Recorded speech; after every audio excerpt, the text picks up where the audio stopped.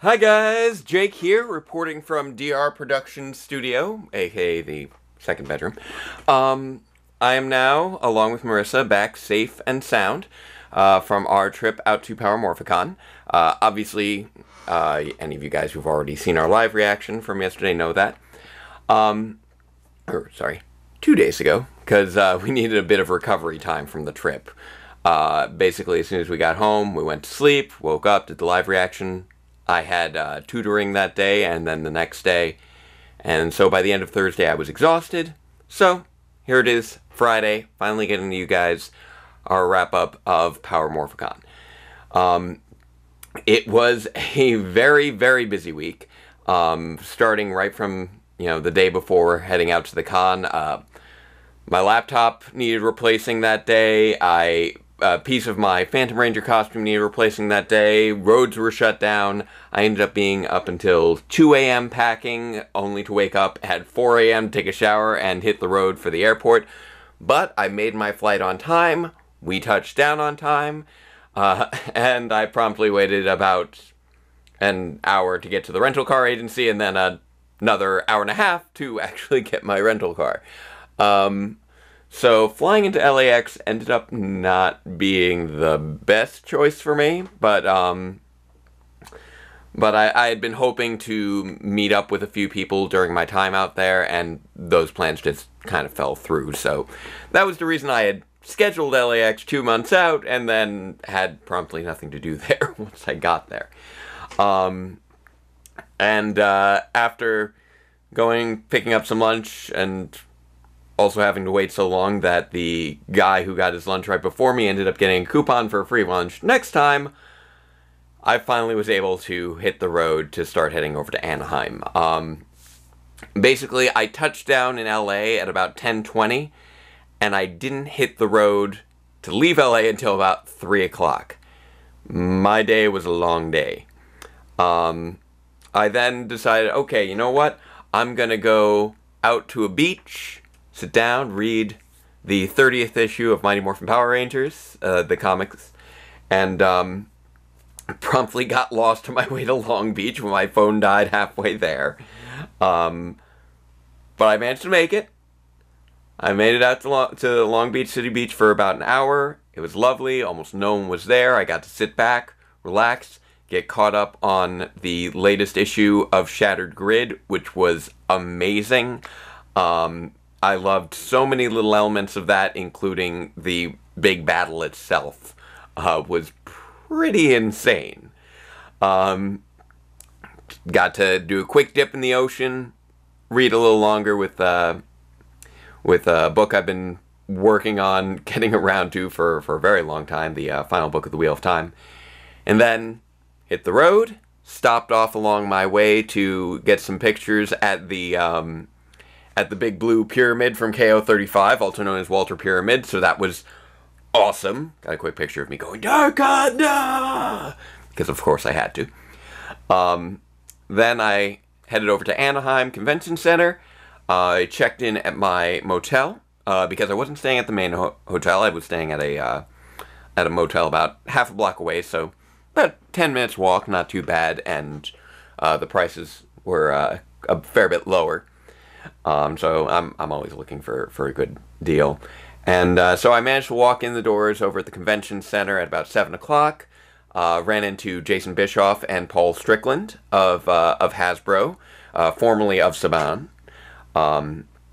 And chat with them briefly, see how they were doing. They were getting to work setting up the big Hasbro display that so many of you guys were enjoying over the course of the weekend. Phantom Ranger was already out in his display case, so that was lovely to see once I got there. I helped out a few people who were on staff and there working on rolling up posters, making sure merch was ready, things like that. And then I met up with the No Pink Spandex crew, including, Seamus, Lisa J, Jer, along with Nick of Robo Skullcast, Spy, Tristan, and Victor was the next day. Anyway, we all met up down at Downtown Disney, which again I lost them several times on my way to finding them. Like, oh, we'll meet up at the hotel. Okay, I'm at the hotel. Where are you? Oh, we're already out at the shuttle. Okay, I'll find the shuttle. Where's the shuttle? Oh, we're already on the shuttle. We're down to downtown Disney. Okay. Eventually, I found my way to downtown Disney and ran into a bunch of very nice Power Ranger fans over at the Hilton hotel lobby. So I apologize if I seemed a little scattered when you ran into me, but I very much appreciated you stopping me to say hi. I was in a bit of a rush, but it felt good to get that warm welcome. So thank you to Jesse, Jeff, and everybody else who I ran into on that first evening that have just kind of blurred together into kind of a slurry in my head. But yeah, I met up with the No Pink Spandex crew at Downtown Disney, got some dinner, and we tried out the Star Wars virtual reality experience, which, if you haven't tried that thing is intense. It's awesome. I'm a stormtrooper. Hey, Seamus, you're a stormtrooper. We're all stormtroopers, and we're shooting at things. Things are shooting at us, and it was very cool and crazy. They've gotten that VR technology working shockingly well. Like, I could look at my hand. There was a stormtrooper hand, although if I looked away, my hand would still stay up there. It was a little weird. But yeah, I got a little dinner down there with them. Returned to the motel where I met up with Peter Svensson, the events coordinator for Power Morphicon. I was the assistant events coordinator, so he and I worked together very closely all throughout the weekend. I picked him up around 10, and we stayed up well past midnight just discussing the panels, making sure that we had everything worked out in the schedule that needed to be worked out, because there's one thing I've learned from Power Morphicon: there are always last-minute updates. There are always guests who get back to you at the last minute saying, you know what, I'd love to show up. And we're like, we'd love to have you. We just got to figure out where to put you. And you know, little things like, oh, we found out this person's that conflict, this person's that conflict. So as soon as we found out any conflicts or any new updates, we made those updates right away. I'd actually even composed a color-coded event schedule that sadly we did not get the opportunity to distribute, but there was always a plan in place for where panels would be. There was just a constantly evolving plan due to shifting circumstances. So I hope that everyone who got to attend panels this weekend enjoyed them. We worked really hard to try and make sure that these were panels that as many appropriate guests as possible could attend, that they would be good mixing of guests to create good stories, and that every season would be well represented, every color would be well represented, and we'd have, and we'd be able to accommodate any special requests of the guests who had specific panels that they wanted to do, or specific panels that guests wanted to see. So for the first time, we actually were able to represent all 25 seasons. I tried to make sure that we had panels for every standard color that we could, with Johnny Young Bosch kind of confused by the green and black panel until I explained, guys, you couldn't pick on a color for yourselves. This is just so that you guys don't have to be two different panels. So it was definitely a big process getting all of that worked out to just sort of maximize the efficiency of the schedule, because it was tight. We had a lot of stuff to do. I managed to get in a few hours of sleep before we woke up, did a little bit more work on the schedule to make sure that everything was updated, because I was passing out by the end of the night. And then we headed over to just sort of check on the space, see how everything was doing. I was shocked to see just how long the lines were. Even at 10 a.m., people were lining up. Like, you guys were on point getting to the convention, and I was sort of just kind of blown away by how early everyone got there. I know that there were registration issues. I heard about those later that evening. I was not aware of them during the day. As I said, assistant events coordinator, I was on panels, I was on the con room floor, basically the entire convention. So I was not aware of what was going on at the line, outside of just that there had been a few communication issues. And my only levels of involvement were like ripping up a few wristbands and making a few dividers for the paperwork. So I'm very sorry to hear that so many people had to wait for so long out at the lines. I don't know the exact issues, but I do know, at the very least, from what I've read, there are steps that are being taken to rectify that for next time. A lot of times when you're in a new space, there can be things that you just kind of forget about because you're used to them not being a problem in the old space. So various things with layout, printing capabilities, making sure that we have enough room to accommodate everyone. Just little things that just kind of pile up. And you can get into a little bit of false confidence, and that can lead to some mistakes along the way. I know that we overlooked a few things on our end when it came to scheduling with regards to the hours of the convention floor. We didn't know to check on that because we assumed we just went with the hours we knew we would have the panel rooms, not realizing that they would conflict with the hours of the convention floor. So that was something that we didn't think to check, and I deeply apologize if anyone was getting ushered out of the space during a time when there was a panel that you wanted to see. Obviously, we ended up sorting it out. Everyone got to see all the panels were open during the times they were open. It was just a little bit of miscommunication that, again, will hopefully be clarified the next time that we're out at Anaheim. So I sincerely hope, again, that nobody had their experience too much dampened by those miscommunications. I hope that at least what I was able to make happen for you guys with the panels and getting the guests into their panel rooms and keeping that show running. I hope that was a happy experience for everyone. I know Peter and I definitely worked very hard to try and do our best, and I'm hoping, nothing is confirmed, but I'm hoping to take on more responsibility in that area during the next Power Morphicon to even head off more, to even take a bit more of a leadership role on that, if possible. That is currently my goal, but nothing has been confirmed yet to my knowledge. We're still 2 years out, obviously.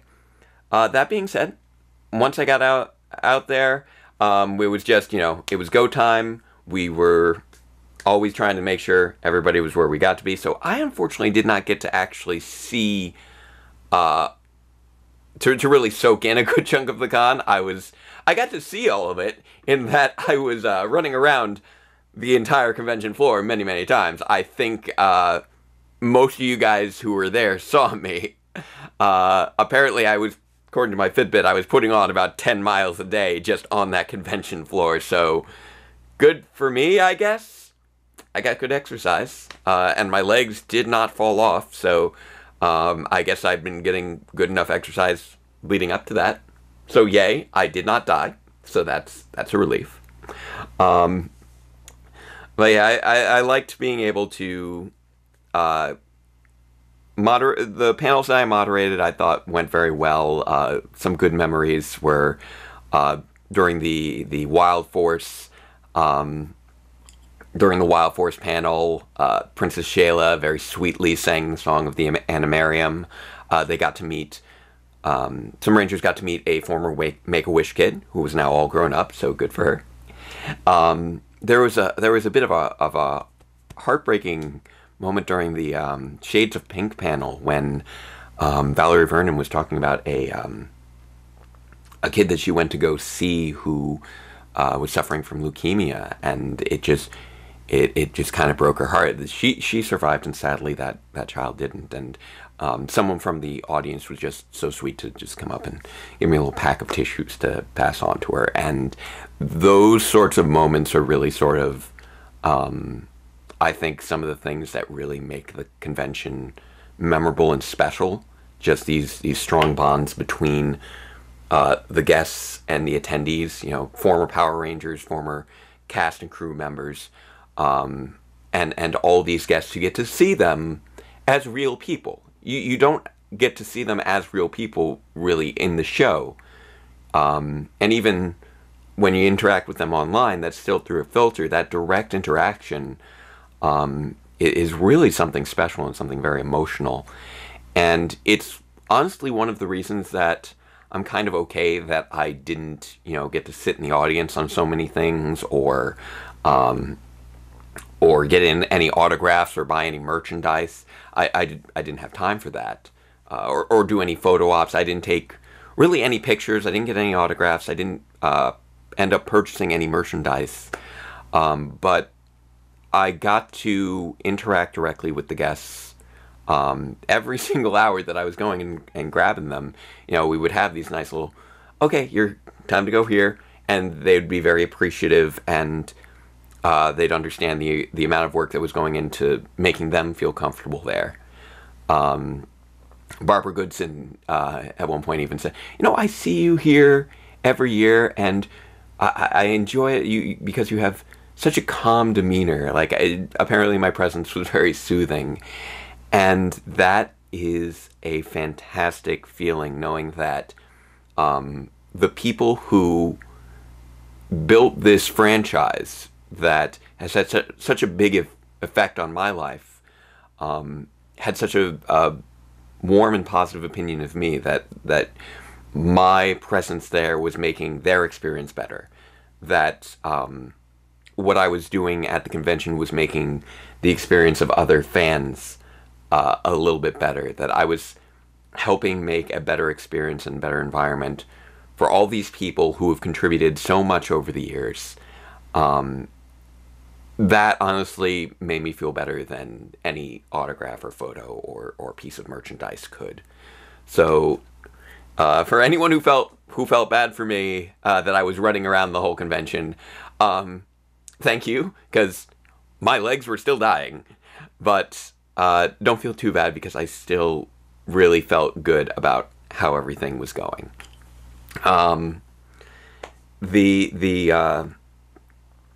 The first night we had our trivia contest. Obviously, that was a lot of fun, as it always is. I did not realize until afterwards that people were starting to get ushered out of the convention floor, because I was still presenting the contest. We gave out some great prizes, comic books, little custom ooze belt from Kamen Rider, various Funko Pops, Ranger keys, stickers, all sorts of things that were contributed by vendors at the convention, and also a few pieces from my friend Tyler Waldman as well. But yes, CS Toys and Boom Studios and a bunch of other groups whose names are escaping me right now, and I apologize for that. But I did my best to give you guys all a shout out during the contest itself. So thank you very much to our wonderful vendors. Thank you to all of our contestants at trivia. I am sorry that I am such a monster of a person, because I know every single time, every time I do this trivia contest, there's always the same reaction on the first question, whatever the question is, and it's always, all right, I'm ready. And they hear the question.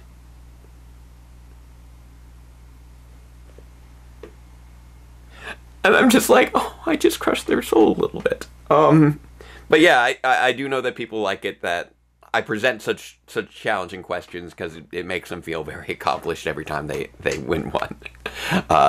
And some people got even a little too excited and trying to jump the line. But I appreciate your knowledge, as I kept saying whenever somebody kind of jumped their place in line. Unfortunately, Marissa was not able to be my co-host for trivia this year, although she did attend the convention.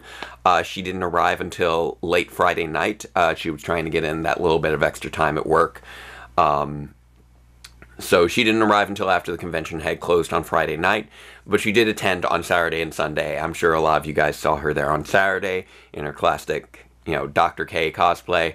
And then on Sunday, she went for a retro look with her Vita cosplay from Mystic Force, which was her very first Power Morphicon cosplay way back in 2007. Only this time, she was actually able to meet Angie Diaz, which was a great experience. Angie was apparently very sweet, as was Lee Ming-hyu, who played Gemma, who Marissa was never able to meet before.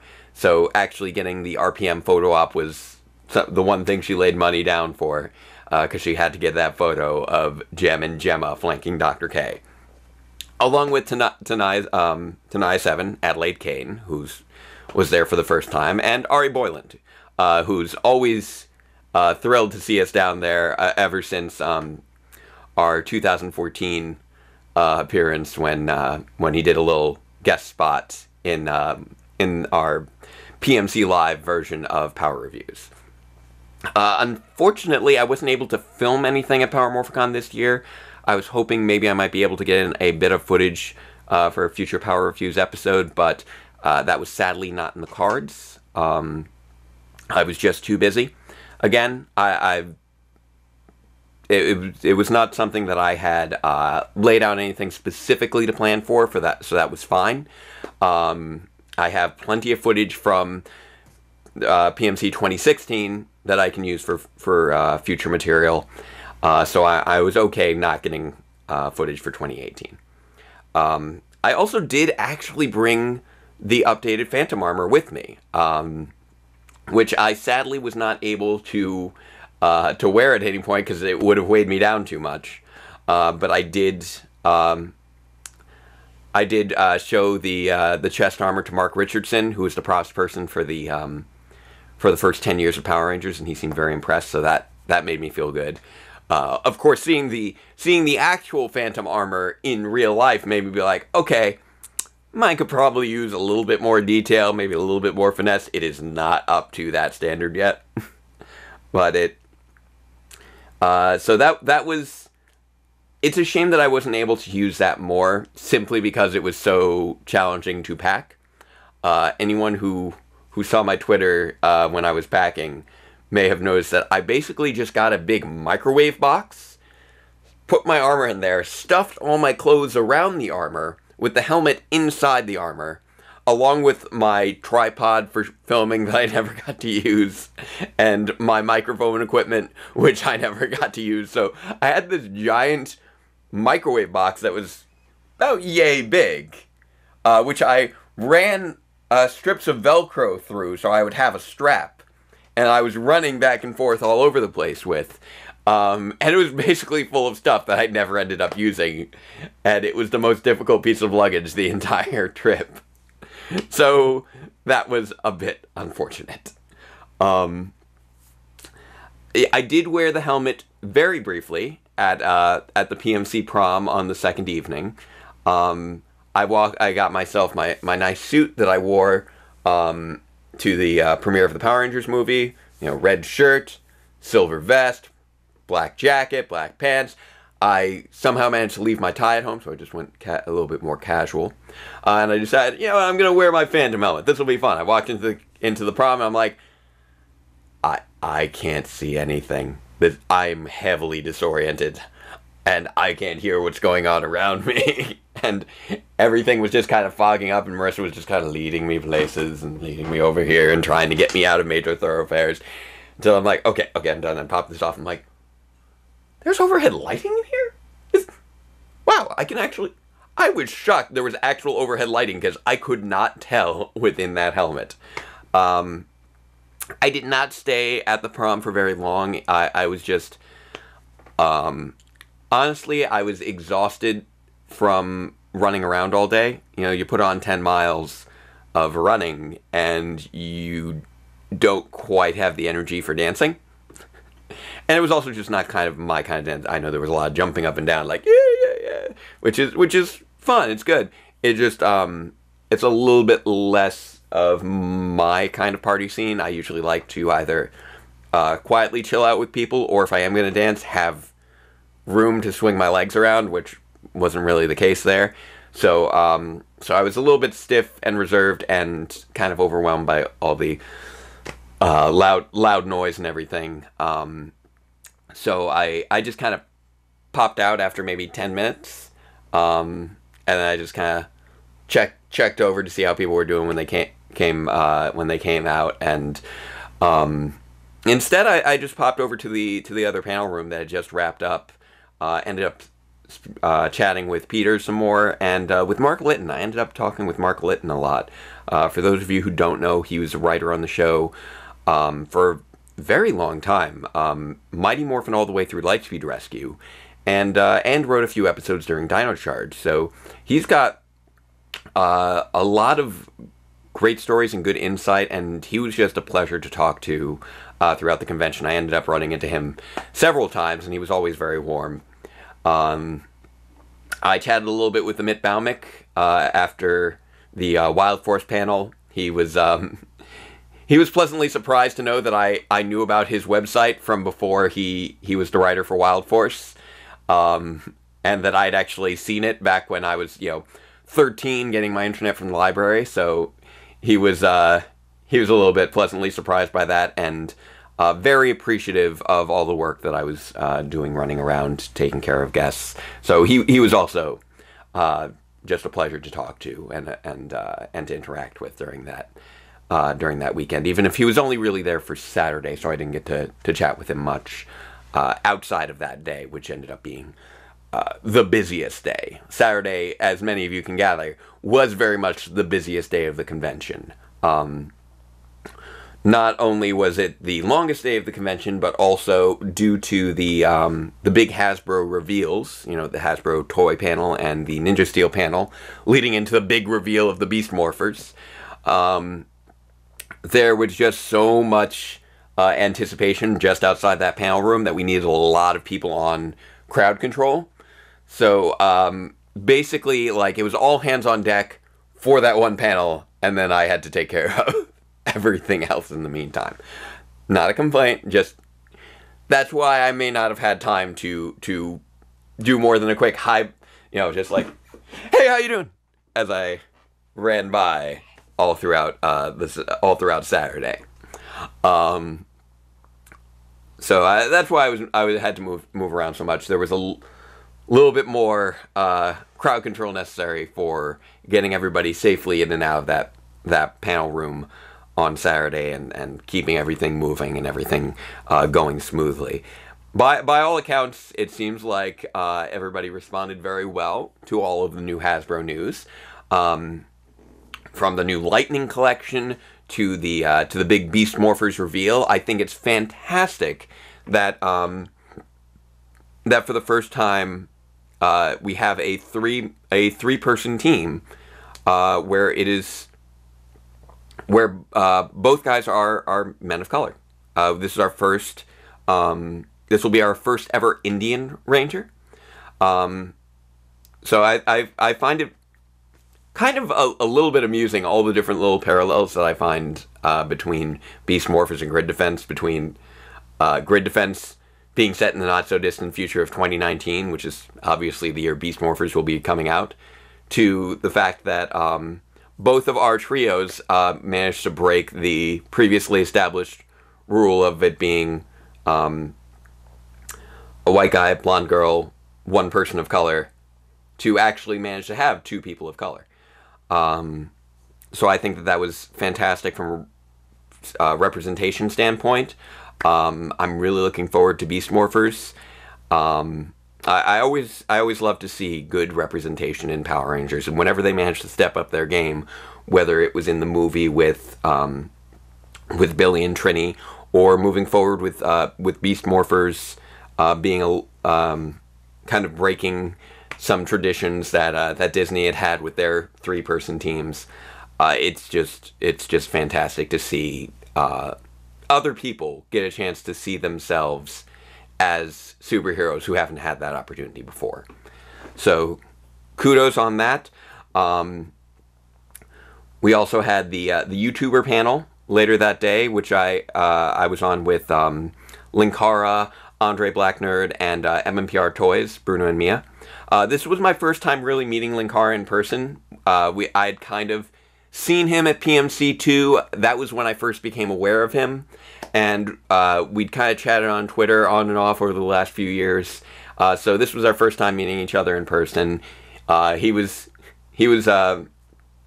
very nice, very welcoming, very understanding of all the craziness going on running the convention. He actually invited me to sit down with him at his booth on the first day. I'm like, I wish I could, but I gotta run because I'm on staff doing a bunch of different things. But when we realized that the Hasbro panel had ran long, leading to the MMPR panel running long, leading to, I think it was, what was it, the Turbo panel? I'm losing track of what was running long at that point. When basically I kept trying to get people to wrap it up so that we could make sure to get in the quick YouTuber panel at the last minute because it had gotten pushed off on the first day because we started late. So it ended up only being about a 20-minute panel, whereas it was going to be an hour-long panel Friday night, became a half-hour panel Saturday afternoon before JDF's big panel, and then ended up being about a 20-minute panel because they were 10 minutes in. But I will say this. It was definitely one of my favorite panels because it was efficient. We just knocked out questions, boom, boom, boom, boom. So thank you to Linkara and Andre and Bruno and Mia. I keep saying Linkara. Lewis, being his real name. For being so understanding about the time frames and for being so good to interact with on that stage. That was pretty great. And hopefully maybe we might be able to do some collaboration in the future. I make no promises. I know he's super busy, I'm super busy, but at least now we finally had a chance to meet. The Jason David Frank panel obviously also ran a little bit long, which I'm not surprised. It was we may have set it as a half-an-hour panel, but I think we should have known that regardless of what we said, it was going to run over. We should have left a little bit more buffer. That was a little bit of we realized that in hindsight. It was more so we wanted to fit with his accommodate to his request because he had a lot of people at his booth, so we wanted to keep his panels short for his sake. He just, once he was up there, he just loved soaking it in. So that pushed a few things a little bit late and kept we managed to, I think, bring things back by the end of the night. It was just really tight and really tricky. One of my favorite panels, and pretty much the only one that I actually got to sit down and watch, was the Shattered Grid Live panel. That was fantastic.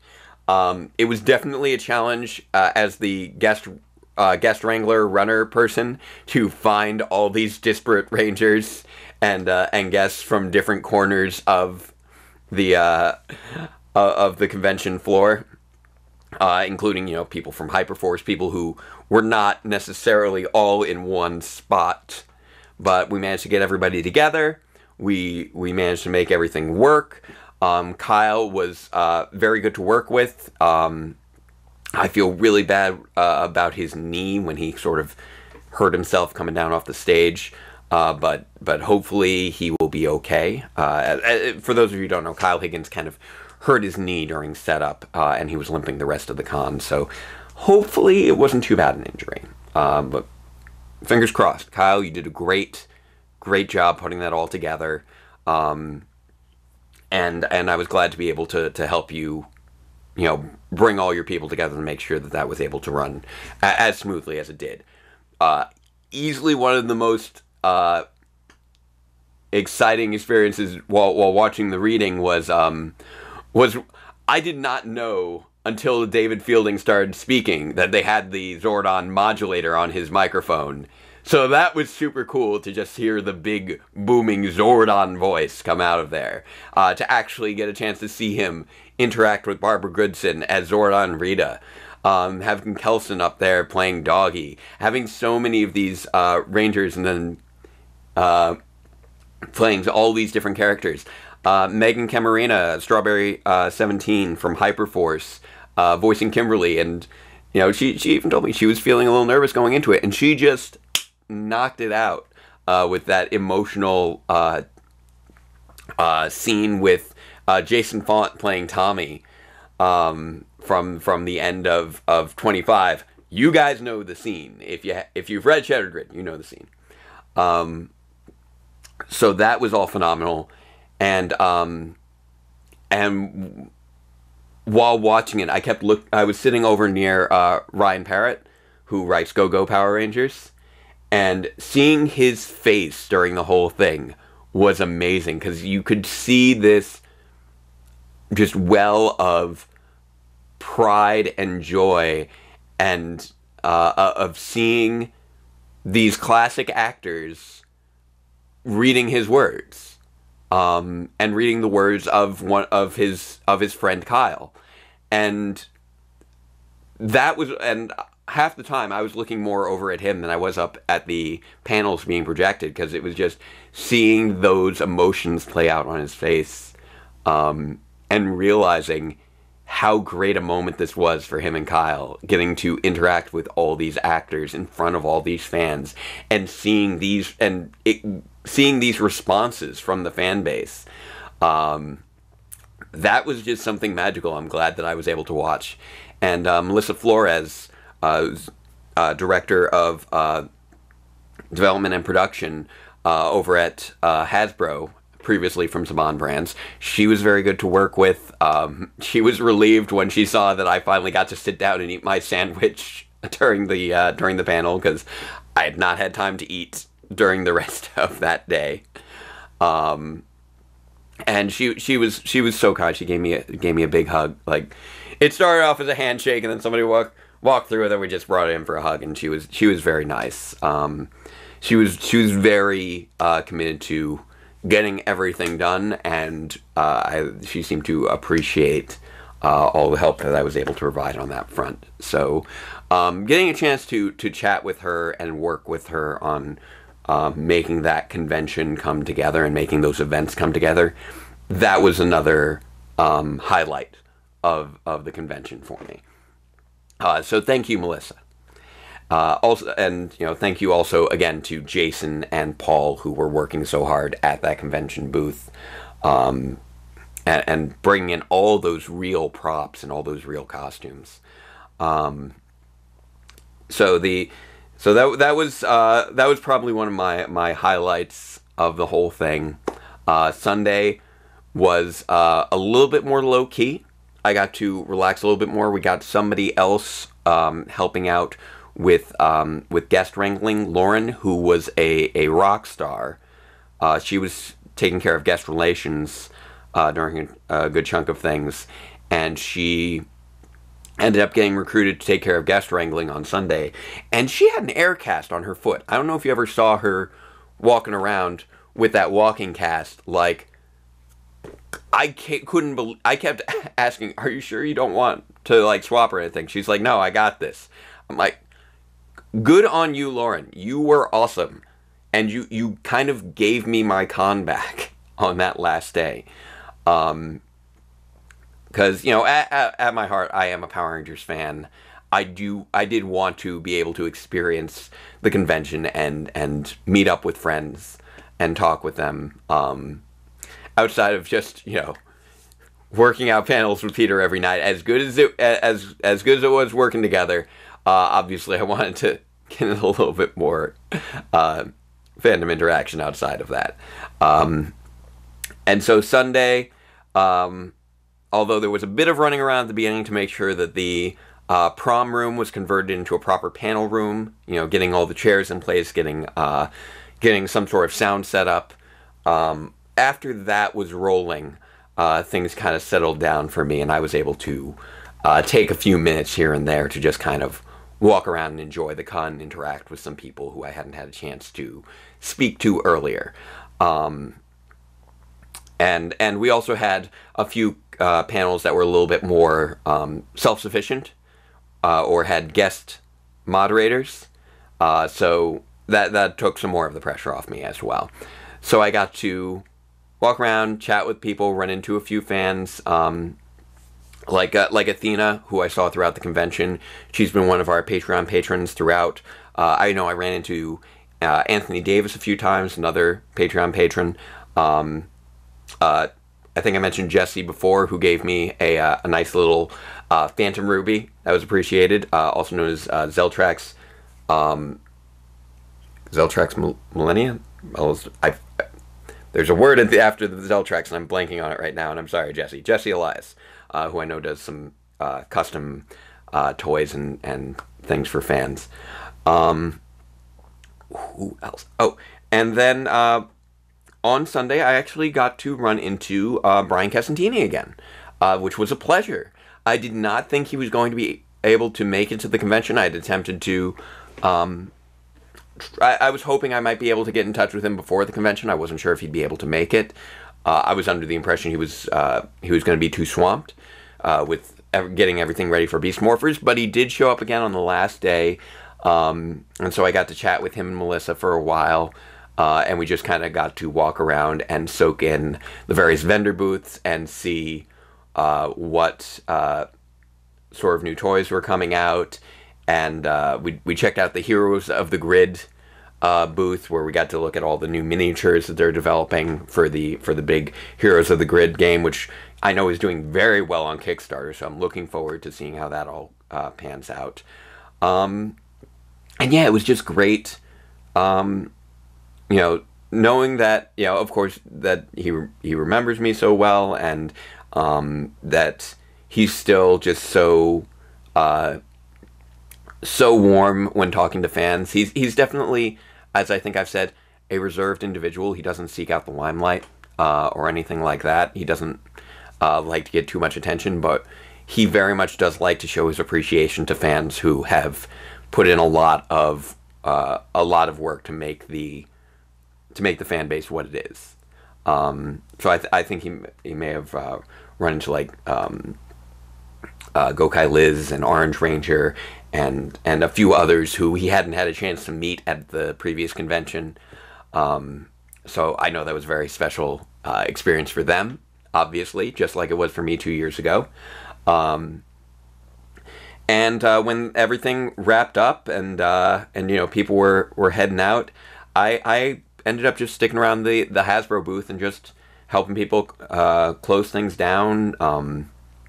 Helped you know, Melissa put away some things. Chat with Jason and Paul a bit. So that was just a really nice experience. To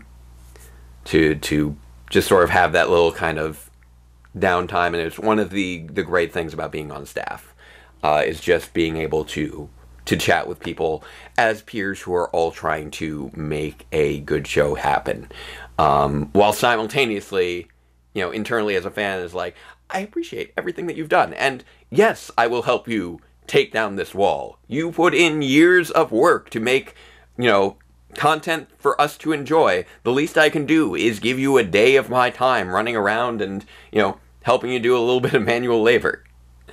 So that was a lot of fun. I say fun. That was a very nice experience for me. I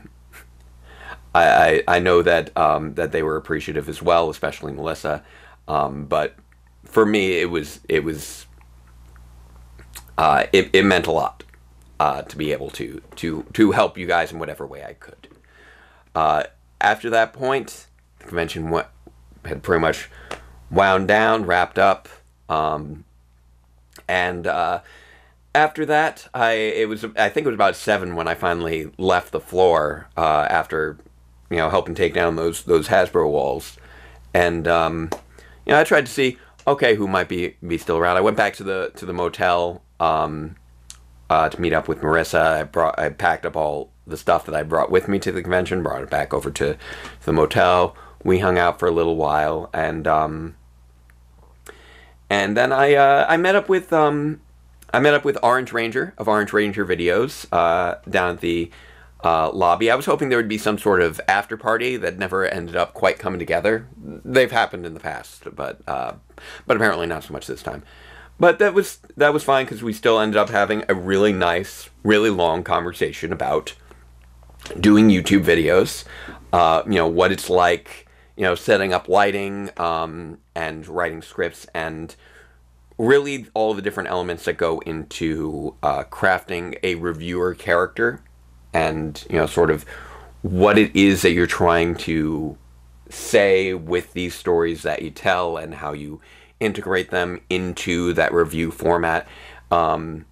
and it was just really nice sitting down talking with Power Rangers and about my channel with someone who's equally passionate about Power Rangers and running their channel. It was just a good conversation between me and Sean, aka Orange Ranger. I also got to run into Seamus again down in the lobby. We got a chance to say goodbye. Kelson Henderson walked through, and so we got to say hi to him for a brief bit, which was great because Sean, as Orange Ranger, finally got a chance to meet the original Orange Ranger of SPD. So that was wonderful being there for that moment. And somebody tried to convert us to some form of born-again Christianity briefly. Got a little comic book out of the deal. These things happen. But yeah, that was pretty much the end of the con for me. It was a nice little wind down, nice little quiet way to end the weekend after so much hectic activity. So it just kind of let me soak things in and end things on a much less stressful note. We then, Marissa and I woke up early the next day to finish packing up so we could fly out of LA. As I said, we didn't arrive home until very early on Wednesday. It was about 1 or 2 a.m. when we finally got home. And that was because we wanted to visit a friend of ours who lives in Arizona, who has been very ill. She's been living out in Arizona for a number of years, and so she was too sick to travel, and so we decided to visit her on our way back. So that's why there was a little bit of a delay before doing this video. And even though I wasn't out in LA after the convention, we did spend a little bit of time out in Arizona, which is did not know what dry heat was until Arizona. It was about 104, 110 degrees, something like that. I did not realize how dehydrated I was getting, simply because I did not feel sweat on my skin because it was evaporating so fast. So I thought that I was doing fine, and then I'm just like, why do I feel woozy? But there was a lot of running around. She is, for someone who's been through so many struggles. Our friend Nikki is actually, she's got so much energy about life, and she would talk our ear off. She would zip around in her little wheelchair like nobody's business. And I think that gearing up for our visit and having our company during that like day and a half, she was doing. It was probably the best that she'd been doing in months, and it really gave us a lot of hope that she'll keep holding on for another year, at the very least. Keeping our fingers crossed, and if that pans out, we'll head out there again, take her to Disneyland, because we want to see her keep fighting, keep going. I won't go into the nature of her illness or anything like that. That's obviously private. And it was still, it was still a bit exhausting because we were exhausted from all the travel that day, and there was a lot of stuff to kind of help her out with, and there was a lot of running around, and then we had to hurry away the next day to catch our next flight, which was at about like 1 or 2 in the afternoon, and then would arrive back on the East Coast around 1 o'clock at night.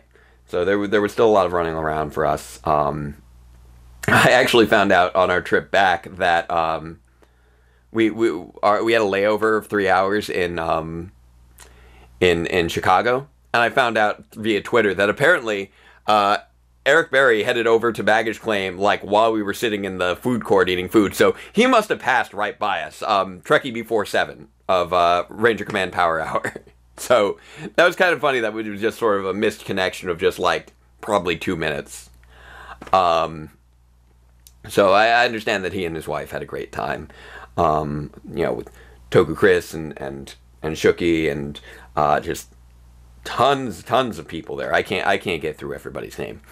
So I have probably been yammering on for I thought I was going to keep this one shorter than the last one, but it's looking about to keep the same time, even though I'm just talking by myself instead of with Gemma and Seamus. So this says how much I can talk, even without the back and forth. So I've probably talked you guys' ears off enough. You will be seeing more on this channel over the course of this next week as we go into the big 25th anniversary. Obviously, we'll have the live reactions after the return of Ninja Steel. So that's returning on Saturday. We're hoping to then release the live reactions the next day on Sunday. So that will be returning. And then we will have bonus live reactions this week because we have the Tuesday premiere of the 25th anniversary special, Dimensions in Danger. So that's going to be very exciting. I look forward to seeing that. We'll be watching that Tuesday evening, probably releasing our live reaction on Wednesday with probably we'll figure out where we're putting our Lupin Ranger Pat Ranger live reaction. I'll talk it over with Marissa. We'll figure it out. And episode 85 of Power Reviews is coming along. I spent a lot of today editing that, so I'm hoping to release a trailer soon. If not today, then probably tomorrow. So, yeah. A lot of exciting stuff happening. So, thank you again to everyone who said hi to me at the convention. I hope that you had a wonderful time. I hope that my work on those panels paid off for you. I hope that everyone who worked on the convention, knows how much the work they put in was appreciated. Even though there's always a learning curve, there's always improvements to be made. I hope that we take these experiences, learn from them, and still feel positive about things moving forward. And I'll see you guys at Power Morphicon, 2020. I haven't missed one of these yet. I see no reason for things to start. I probably won't make it out to the Express Power Morphicon in Texas. Maybe I'll go to HasCon next year. We'll see.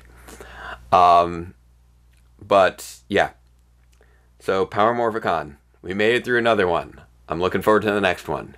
But until then, farewell, Ranger fans, and let the power protect you.